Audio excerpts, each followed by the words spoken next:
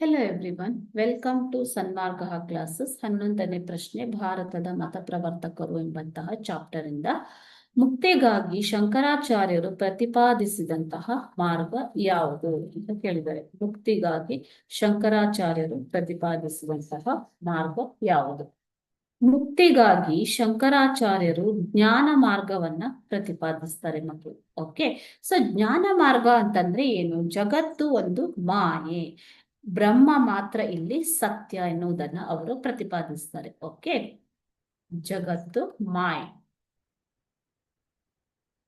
ಬ್ರಹ್ಮ ಮಾತ್ರ ಸತ್ಯ ಎನ್ನುವಂತಹ ಸಿದ್ಧಾಂತವನ್ನ ಇವರು ಪ್ರತಿಪಾದಿಸ್ತಾರೆ. ಓಕೆನಾ?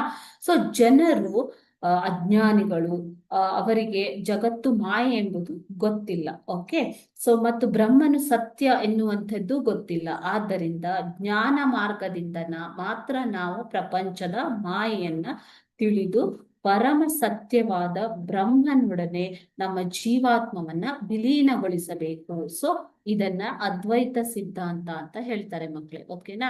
ಸೊ ಈ ಸಿದ್ಧಾಂತವನ್ನ ಶಂಕರಾಚಾರ್ಯರು ಪ್ರತಿಪಾದಿಸ್ತಾರೆ. ಓಕೆ, ಹೀಗೆ ಶಂಕರರು ನಮಗೆ ಮೋಕ್ಷ ದೊರೆಯಲು ನಾವು ಜೀವಾತ್ಮವನ್ನ ಬ್ರಹ್ಮನೊಂದಿಗೆ ವಿಲೀನಗೊಳಿಸಬೇಕು ಅಂತ ಹೇಳ್ತಾರೆ.